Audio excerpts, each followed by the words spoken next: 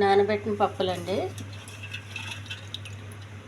కందిపప్పు, పెసలు, కాబూలి శనగలు.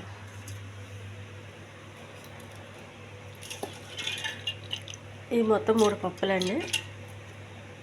ముందుగా కడిగి పెట్టుకున్నది కుక్కర్లో వేసుకోవాలి. జీలకర్ర, ఆవాలు, మసాలా దినుసులన్నీనండి. తోటకూర, తాలింపు కావాల్సినవి ఎండుమిర్చి, వెల్లుల్లిపాయ,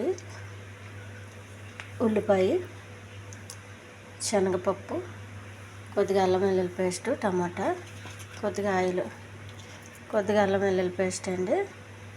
ఎక్కువ వేసుకోకండి, మళ్ళీ తక్కువ వేసుకోవాలి కొంచెం టేస్ట్ కోసం. తోటకూర మనకు కావాల్సినంత.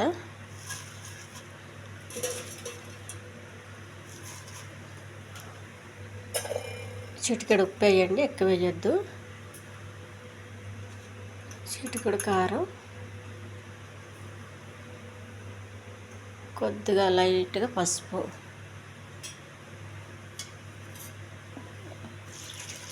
కొద్దిగా ఉడకడానికి కావాల్సిన వాటర్ అండి. ఒక 2 టమాటాలు, కొద్దిగా చింతపండు అండి, ఒక పెసర, ఎక్కువ వద్దు, కొద్దిగా అండి. కుక్కర్లో పెట్టి 4-5 విజిల్స్ రావాలండి.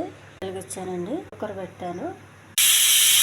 తాలింపు రెడీ చేసుకోవాలండి. కొద్దిగా ఆయిల్ వేసుకోవాలి. గిన్నె వేడయింది.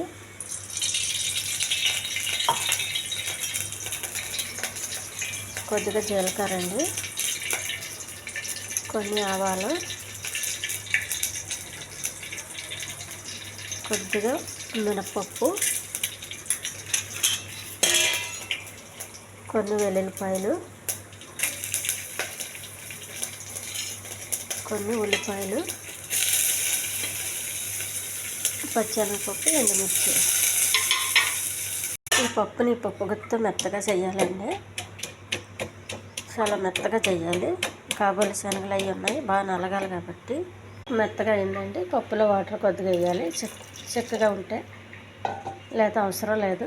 పప్పు మెత్తగా అయిందండి. చేసి పెట్టుకుని తాలింపులు వేసేయాలి. టమాటాలు ఉన్నాయి చూడండి, ఈ టమాటా ముక్కలు కూడా ఇందులో వేయాలి. ఇది చాలా టేస్ట్గా ఉంటుందండి. పప్పు చపాతీకి చాలా బాగుంటుంది, అన్నానికి కూడా బాగుంటుంది. ఈ ఛానల్ నచ్చితే సబ్స్క్రైబ్ చేయండి, షేర్ చేయండి, లైక్ చేయండి. ఇది చాలా హెల్దీ పప్పు అండి. ఇది మన ఇంట్లో ఎన్ని పప్పులు ఉంటే అన్ని పప్పులు కలిపి వేసుకోవాలి, అప్పుడు రుచిగా